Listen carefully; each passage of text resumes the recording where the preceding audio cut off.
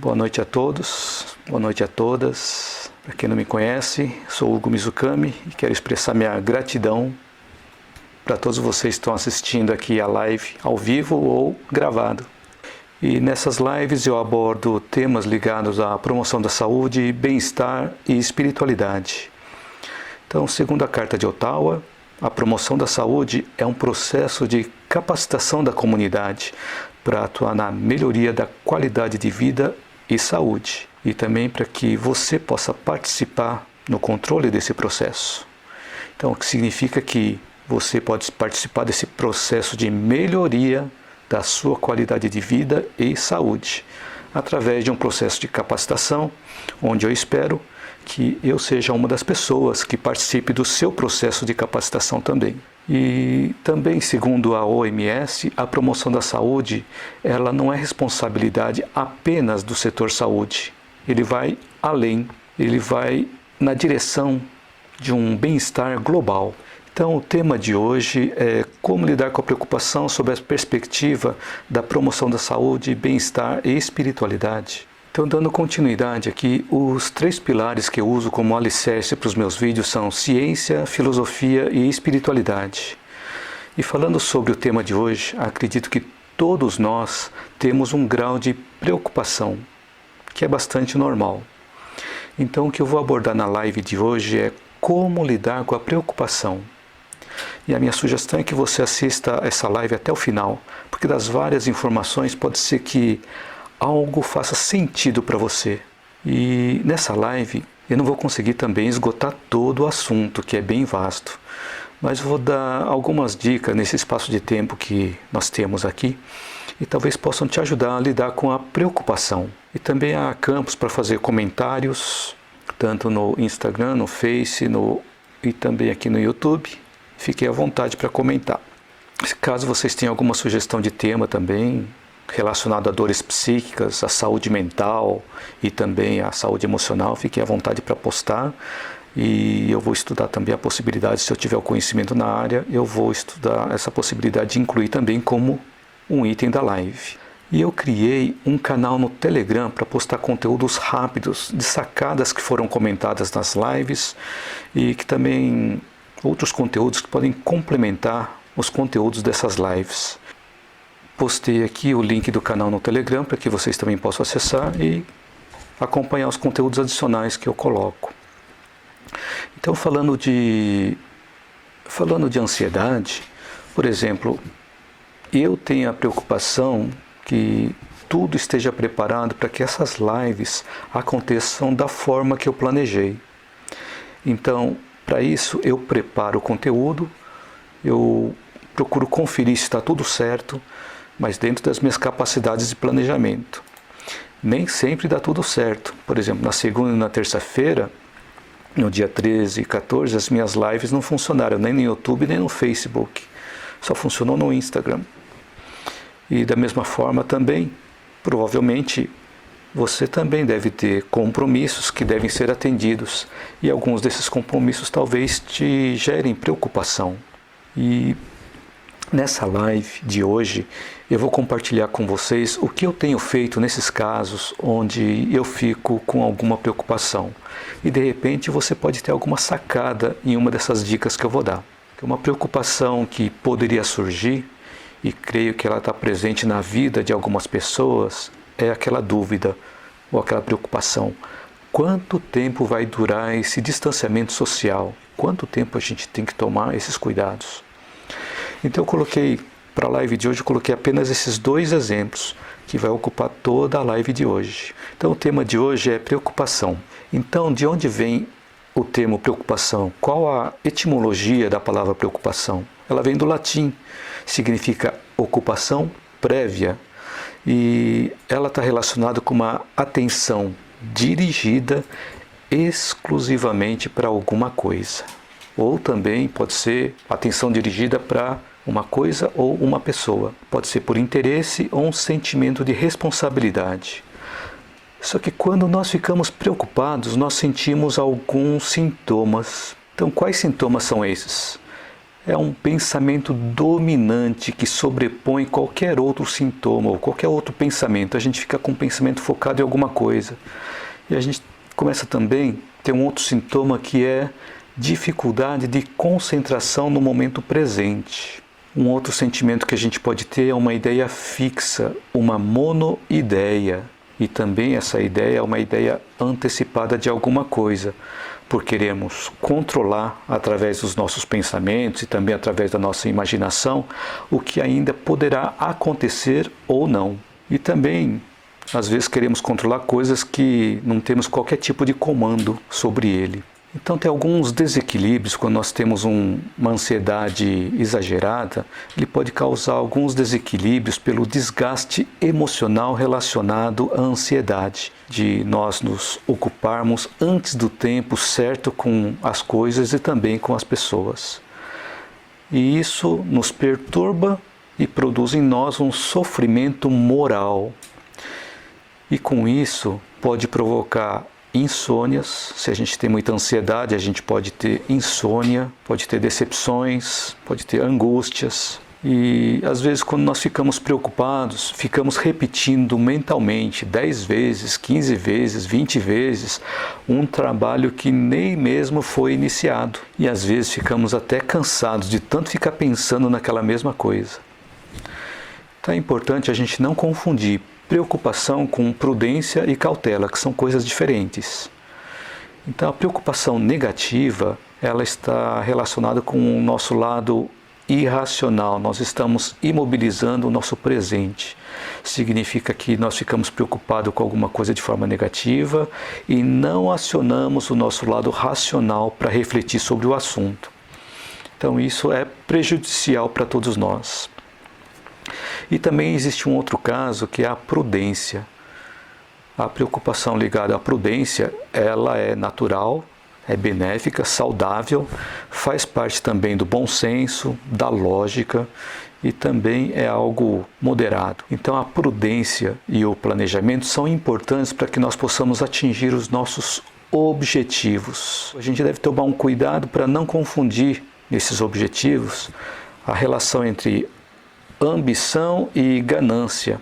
Se a gente procurar no dicionário, a ambição ela também é um sinônimo de ganância, mas eu faço uma pequena diferença entre esses dois pontos. No caso da ambição, eu vejo como desejos naturais. As ambições são os nossos desejos naturais de aspirarmos por algo nobre. E no caso da ganância, é um forte desejo de ter ou de receber mais do que as outras pessoas. Então a gente precisa diferenciar essas duas coisas quando a gente define o nosso objetivo, se é ambição ou se é ganância. Então eu estava falando que eu tenho a preocupação de preparar a live para que a live aconteça da melhor forma possível. Então, por que eu tenho a preocupação de fazer essas lives e também os vídeos que eu posto no YouTube, Facebook e Instagram da melhor forma que eu posso? Então essa preocupação surgiu porque mais de uma vez pessoas me disseram: se você tem um conteúdo, um conhecimento que uma pessoa está precisando, você está em débito com essa pessoa. Foi bem forte essa afirmação. Então se alguém está precisando de alguma informação que eu tenho, eu posso compartilhar esse conteúdo, esse conhecimento, essa experiência com alguém de forma que possa ajudar essa pessoa, eu vou diminuindo esses débitos que eu tenho. E isso reforça a minha necessidade de eu fazer o meu melhor com os recursos que eu tenho, para que o meu conhecimento chegue até a pessoa que está precisando. E eu cheguei também a montar um checklist de memória para conferir se está tudo certo antes de começar a live. Mas às vezes passa alguma coisa errada, que é alguma coisa que não dá certo. Então, na terça-feira, por exemplo, a minha filmadora não filmou e o gravador de áudio também não gravou. Fiquei sem a imagem da filmadora nem o áudio da gravação. E o áudio do Facebook e do YouTube também não funcionaram. E tem uma frase que diz assim: nenhum plano sobrevive ao campo de batalha. Então, por mais que nós planejemos, alguma coisa vai sair um pouquinho fora do controle. Então, agora eu estou fazendo mais do que uma dupla checagem se está tudo funcionando. E também para saber se vocês estão recebendo o vídeo e o áudio corretamente. De vez em quando eu faço as perguntas aqui para ver se está tudo certinho. Então existe uma frase que diz assim: em teoria e prática são a mesma coisa, mas na prática não. Então, como aquele checklist mental que eu tinha preparado não estava funcionando, aí eu resolvi fazer um checklist escrito. Então agora eu montei uma lista de todos os tópicos que eu preciso verificar, de forma que eu não esqueça de nenhum ponto. Um detalhe importante é que muitos que me conhecem acham que eu já tenho bastante conhecimento e eu não preciso preparar material para apresentar. Mas com base em que muitas pessoas acham isso? É que muitos sabem que eu tenho na minha casa uma biblioteca com centenas de livros, dos mais variados assuntos do meu interesse. E se eu tivesse 24 horas por dia para ler até o fim da minha vida, eu não conseguiria ler todos os livros que eu tenho. Então isso não significa que eu li todos os livros que eu tenho aqui. Tenho centenas. Eu estou bem longe de ler todos eles. Então não é só chegar na frente da câmera ou em frente ao púlpito, chegar e falar. Não é bem assim. Notem que nem mesmo um grande palestrante conhecido por muitas pessoas, acho que muitos conhecem, o Divaldo Franco, já teve essa experiência de tentar fazer uma palestra sem se preparar. E tomou a maior chamada, o maior puxão de orelha da Joana de Ângeles. E no meu caso, claro que não é diferente, né? Eu tenho que preparar alguma coisa. Então por isso que eu preparo um roteiro para poder colocar na sequência do que eu quero apresentar, e enquanto estou preparando eu recebo intuições. Então por isso que de vez em quando eu estou olhando para vocês aqui e de vez em quando olho para baixo para ver a sequência do roteiro, para ver se eu estou na sequência correta. Muitos acham até que eu tenho uma boa memória, que eu sou inteligente, mas também não é bem assim. Eu busco utilizar o meu tempo livre de forma que eu possa me capacitar cada vez mais. E eu fiz disso um hábito na minha vida. Então, frequentemente eu estou estudando alguma coisa, estou assistindo alguma aula, assistindo alguma palestra, lendo um livro. E frequentemente, quando eu estou preparando alguma coisa, vem na minha mente algum título de um livro que tem a informação que eu estou buscando. E já aconteceu mais de uma vez de eu pegar um livro, abrir o livro e ele cair exatamente na página do assunto que eu estava buscando. E uma vez eu estava mexendo nos meus livros, na estante. Enquanto eu estava mexendo nos meus livros na estante, caiu um livro no chão. Caiu um livro aberto lá no chão. E como eu estava segurando uns livros na estante, a minha esposa pegou esse livro, que já estava com a página aberta, e mostrou aonde estava aberto.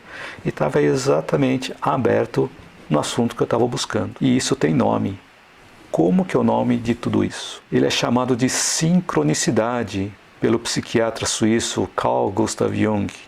Inclusive ele tem uma obra chamada Sincronicidade. E também isso que acontece é chamado por ressonância pela física. É quando a gente tem sintonia com alguma coisa. Quando a gente tem um propósito para realizar alguma coisa, acontecem as coisas que ajudam para que as coisas aconteçam. Isso não acontece só comigo, acontece com muitas pessoas.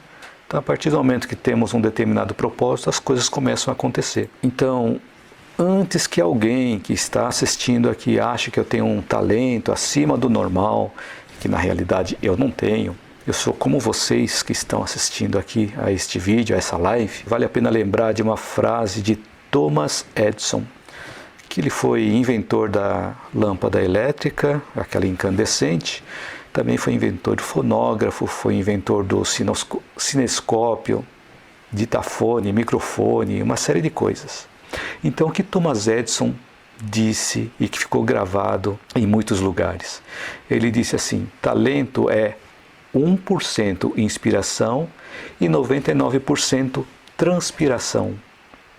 Só que tem um detalhe muito importante: a inspiração só chega depois que nós começarmos a transpirar primeiro, e não o contrário. Se a gente ficar parado esperando a inspiração chegar, vai ser muito difícil. É importante que a gente tome alguma ação, e a partir do momento que a gente toma uma ação, aí começam a vir as inspirações. E tem outro detalhe: eu não estou dizendo tudo isso para eu me vangloriar.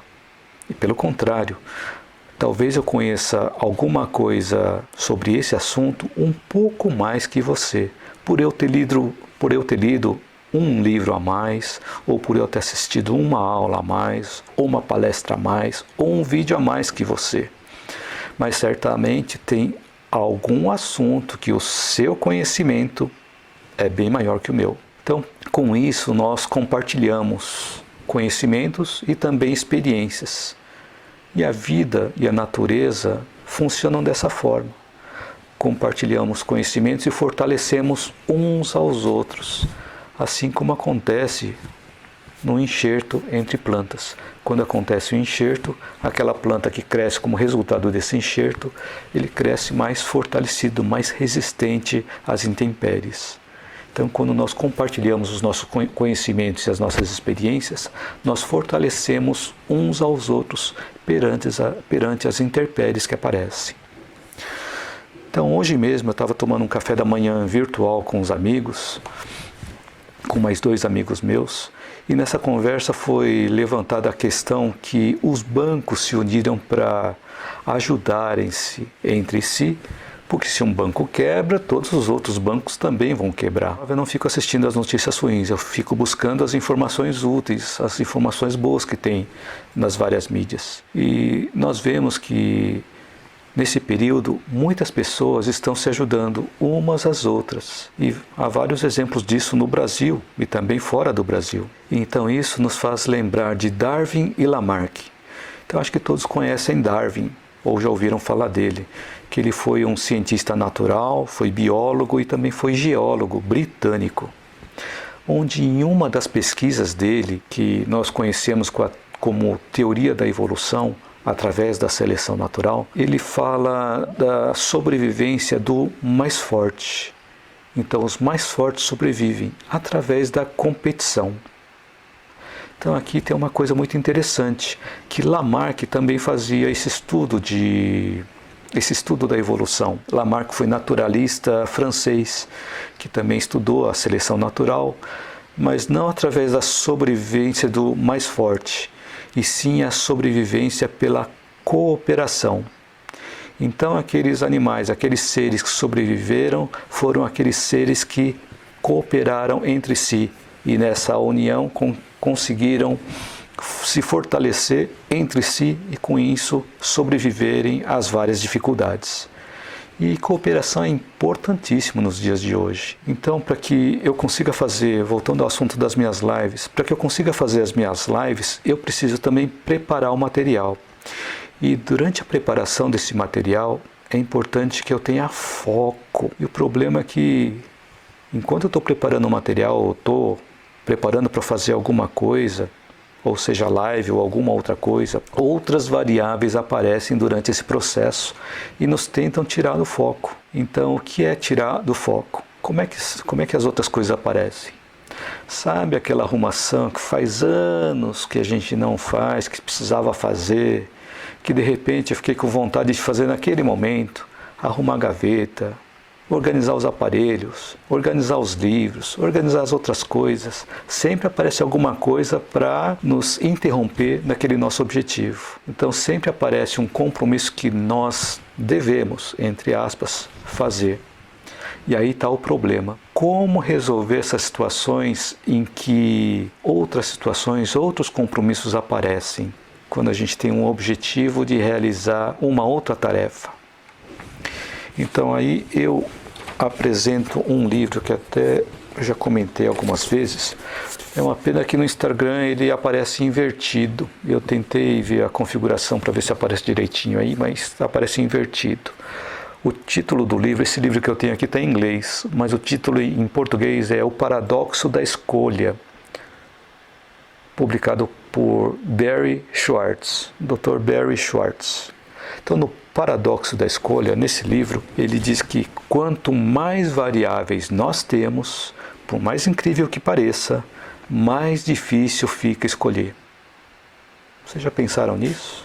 Quanto mais variáveis nós temos, mais difícil fica escolher. Não sei se vocês já tiveram alguma experiência desse tipo. Por exemplo, na pizzaria, se a gente vai numa pizzaria, abre o menu, e tem uma série de sabores diferentes. Quanto mais sabores tiver ali, quanto mais opções de sabores tiver, mais difícil fica a gente escolher. Não é assim que acontece? Não que a gente vá numa pizzaria numa época como essa, né? Ou mesmo pode fazer um delivery de pizza, pedir a pizza por telefone. E uma outra situação é no supermercado, quando nós vamos comprar alguma coisa, quanto mais marcas tiver disponível daquele produto que a gente está procurando, a gente sente mais dificuldade para escolher qual produto comprar. Às vezes olhamos o preço, às vezes olhamos a marca, comparamos um com o outro para ver se vale a pena, a gente vê se tem alguma coisa em promoção. Então, quanto mais opções nós temos, mais difícil é a gente fazer uma determinada escolha. Então, isso faz a gente lembrar também de Henry Ford. Ele foi inventor do carro, foi inventor do automóvel a combustível. E ele dizia assim: vocês podem escolher qualquer cor de carro, desde que seja preto. Então assim era fácil comprar o carro dele, só tinha na cor preta, em um modelo só. Então seguindo em frente, estava falando sobre as várias escolhas. Quando nós temos várias escolhas, fica mais difícil nós escolhermos alguma coisa. Então tem um livro chamado O Essencialismo, que até comentei aqui. O Essencialismo é um livro publicado por Greg McKeown, onde ele diz que nós devemos buscar focar o essencial e eliminar o que não é essencial. E depois que nós focamos no essencial, é importante a gente ver que vão aparecer obstáculos, e esses obstáculos eles devem ser removidos durante o caminho. Só que temos tantas coisas para fazer que às vezes não sabemos exatamente o que temos que eliminar. Então, onde é que a gente tem que focar? O que passa a ser essencial para nós? O essencial é aquilo que vai nos fazer atingir um objetivo que nós traçamos. No caso do exemplo que eu dei, de focar no objetivo de conseguir realizar a live da melhor forma possível, eu posso focar em tudo que vai ajudar a essa live acontecer. O que não for ajudar essa live a acontecer não é essencial, então eu vou eliminando. Depois, quando eu mudar de foco, eu vou realizando as outras atividades que eu tenho pendente. Eu vou apresentar um outro livro aqui para vocês. Esse outro livro aqui é chamado de... Também está escrito em inglês, eu só consegui encontrar na versão em inglês. É chamado A Guerra da Arte, escrito por Steven Pressfield. A Guerra da Arte é um livro bastante interessante que ele fala sobre procrastinação. Só não confundam A Guerra da Arte com A Arte da Guerra. São livros diferentes. Então, A Arte da Guerra é de Sun Tzu. E A Guerra da Arte é de Steven Pressfield. Talvez vocês... Mais para baixo aqui. Melhorou? Aqui. Então, os dois livros. Então, quem foi Steven Pressfield? Bom, ele já escreveu vários livros e foi roteirista de vários filmes. E muitas vezes, quando a gente assiste um filme, nós não prestamos atenção nos roteiristas. Mas, por exemplo, tem um filme bastante famoso chamado Lendas da Vida. Talvez vocês tenham assistido esse filme. Lendas da Vida, ele foi estrelado por Matt Damon, Will Smith e Charlize Theron. É um livro, assim, um filme que parece bastante interessante. Eu assisti alguns pedaços do filme, mas ainda não consegui encontrar esse filme para assistir. Então, voltando ao tema que ele fala aqui no livro A Guerra da Arte, o que é procrastinar? Procrastinar é seguir aquela filosofia politicamente incorreta de Garfield. Qual era a política de Garfield? Qual era a filosofia de Garfield? Ele falava assim: não deixe para amanhã o que você pode deixar para depois. Então, esse é um pensamento incorreto, indevido. Mas eu seguia essa filosofia. Não deixe para depois o que você pode deixar, não deixe para amanhã o que você pode deixar para depois. Então, eu sou também um procrastinador. E com o tempo eu estou me organizando para não procrastinar tanto, porque depois dá um trabalho para corrigir. Então, eu procurava adiar as coisas que eu preciso fazer, e quando vejo que não tem mais como adiar, eu concentro e faço. Bom, é uma coisa bastante comum a gente ouvir que tem muitas pessoas que adiam para fazer o imposto de renda, vão fazer lá no último dia, né? Então, às vezes, procrastinam para fazer o imposto de renda, só vão fazer lá no final. Mas com relação ao trabalho, qual o problema de procrastinar quando envolve trabalho? Aquele trabalho que ficaria bem melhor se eu tivesse mais tempo para fazer, não vai sair como eu gostaria, porque eu procrastinei. Diminuiu o tempo que eu poderia ter trabalhado naquele projeto ou naquela atividade que eu estava realizando. Então aí está a importância do essencialismo, de eliminar temporariamente tudo que não vai ajudar a atingir o objetivo. E essa questão de procrastinação, essa questão de selecionar o que a gente vai fazer, é um exercício para nós aplicarmos no nosso dia a dia, todos os dias. A Nath colocou aqui que eu não sou tão preocupada, que eu faço tudo hoje. E dá risada. Então, boa noite, Áurea. Boa noite, Roberto, que também está aí. Vamos seguindo em frente. Então, hoje estamos falando sobre como lidar com a preocupação. Então, esse exercício da procrastinação é um exercício para a gente fazer todo dia, no nosso dia a dia. Então, para resumir o que eu comentei até aqui, nós devemos focar o que nós queremos, evitando procrastinar, eliminando tudo que não é essencial, sabendo fazer as nossas escolhas. Então, para a gente fazer as nossas escolhas, é importante que a gente saiba qual é o nosso objetivo. E para que a gente tenha força para prosseguir naquele objetivo, é importante que esse objetivo tenha um propósito maior. Quanto maior for o nível de propósito, mais força nós vamos ter para realizar aquela atividade que nós estamos buscando. E uma coisa muito importante também, quando a gente for realizar alguma coisa, é importante nós focarmos naquilo que nós temos controle. Porque se nós focarmos naquilo que nós não temos controle, aí o nível de preocupação aumenta. Então é importante a gente balancear o que a gente tem controle e o que a gente não tem controle. Naquilo que a gente tem controle, a gente atua. Agora, naquilo que a gente não tem controle, a gente não tem como atuar. Por exemplo, para realizar as lives é importante que a internet esteja funcionando. Se a internet cair, é uma coisa que a gente não tem controle. Mas de repente a gente pode optar por um 4G, alguma solução alternativa. Mas é importante que a internet esteja funcionando bem, para que todas as ferramentas estejam funcionando bem. O Instagram, também o YouTube, o Facebook, todas as ferramentas vão funcionar bem se a internet estiver funcionando bem. Então, por que eu falei que é importante a gente focar no que nós temos controle e não focar no que nós não temos controle?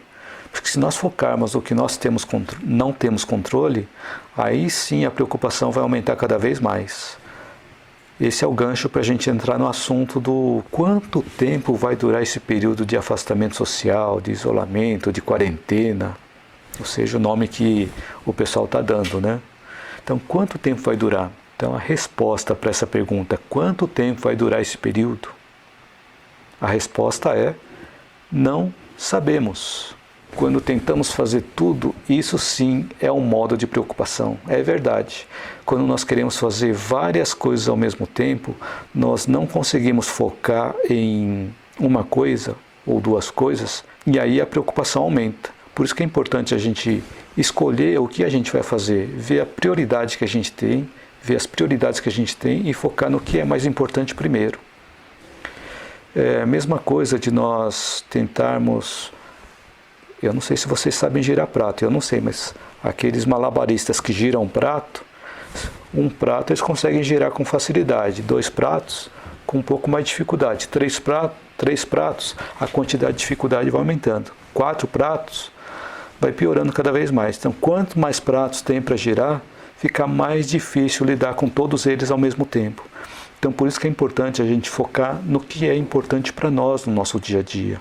Qual é o mais importante que a gente realize naquele momento e deixar os outros de lado, porque se a gente tentar fazer tudo ao mesmo tempo, a gente não vai conseguir vai ficar muito preocupado, a gente vai ter um desgaste emocional muito grande, e isso pode levar até a insônias, até a outros problemas mais graves até de saúde. Seguindo em frente. Então essa pergunta, quanto tempo vai durar o período de afastamento, ou de isolamento, ou de quarentena?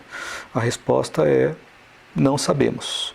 E se você pesquisar no site da OMS, eu fiz uma pesquisa lá também, se você pesquisar no site da OMS, em resumo, essa é a resposta que você também vai encontrar. Nós não sabemos. Tudo bem, Nath? Respondido? Obrigado a você pela pergunta.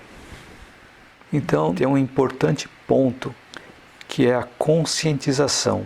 A ideia é que nesse período, procuremos não fazer esse vírus alastrar, senão pode haver perda de controle. O que é perder o controle? Então, o gargalo de tudo isso, acho que nós todos sabemos que o gargalo está na quantidade de leitos no hospital ou nos hospitais. É isso aí, Lu. Foco é a chave. Obrigado pela contribuição. Então, o gargalo está na quantidade de leitos dos hospitais. Se muitas pessoas adoecerem ao mesmo tempo, vão ocupar muitos leitos ao mesmo tempo.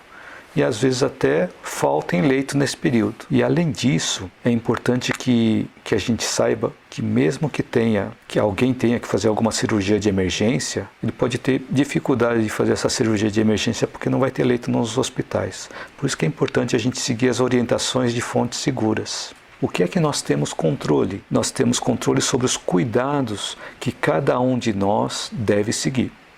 Todas as orientações que foram passadas, e a partir daí é isso que nós temos controle. E o que nós não temos controle? Nós não temos controle sobre quanto tempo durará esse período de quarentena, afastamento social ou isolamento social. Então vai ser temporário, aos poucos as coisas vão sendo acomodadas, mas esse tempo a gente não sabe quanto tempo vai durar. Existem também as situações que nesse período a pessoa pode ficar preocupada porque está envolvendo a parte financeira. Porque muitas pessoas não estão tendo mais a fonte de renda. Então, o que fazer nessas situações em que a fonte de renda não está sendo mais suprida nesses momentos? Uma sugestão é buscar na internet o que as pessoas desse mesmo nicho de trabalho estão fazendo. O que as pessoas do mesmo nicho de atuação estão tomando como ação para resolver essa questão financeira e o que pode ser feito nesse período de isolamento. E principalmente seguimos aquela orientação, aquela pesquisa de Lamarck, sobrevivência através da cooperação, através da colaboração mútua. Então buscar parcerias como os bancos e as outras empresas. Então muitos deles são concorrentes entre si, mas nesse período eles se uniram para poder sobreviver à crise. Pode ser que seja fácil, pode ser que não. Mas segundo os grandes mestres, nós não seríamos colocados em uma situação em que não tivéssemos a solução. Então alguma solução vai aparecer. E Deus não nos colocaria numa situação por acaso. O Criador ele vai prover para a gente o que nós necessitamos. Então seria impossível a natureza criar em nós uma necessidade sem dar os meios de nós suprirmos essa necessidade. Então, como lidar com a preocupação em qualquer situação? Fazendo um resumo de tudo que nós vimos. Vimos alguns exemplos nessa live e reforço a dica. Focar no que nós temos controle, priorizando o que é essencial. E o interessante é que de tudo isso, normalmente dentro de uma família, há alguém que pode transmitir serenidade nesse período e amenizar o grau de preocupação também. É como o sal na comida. Para salgar um alimento, não precisamos de muito, basta algumas pitadas. Então, para reforçar isso, nós temos uma frase do idealizador da Seichonoye, Masaru Taniguchi. Ele fala assim: feliz é o lar onde pelo menos um dos membros é capaz de manter a serenidade mental em qualquer situação. Então, uma pessoa em equilíbrio vai ajudar a equilibrar toda a família.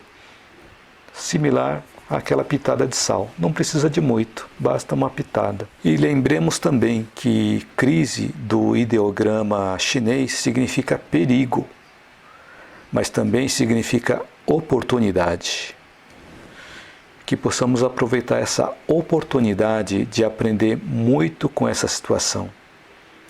E espero que durante esse tempo que nós passamos aqui na live, eu tenha podido acrescentar algo útil na sua vida. E você que está assistindo essa live ou está assistindo a gravação, escreva um comentário, caso já não tenha escrito, para saber se esse conteúdo te ajudou. Então curta, compartilhe essa informação.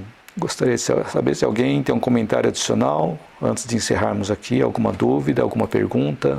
Gratidão, Sandra. Então, gratidão a todos. Obrigado.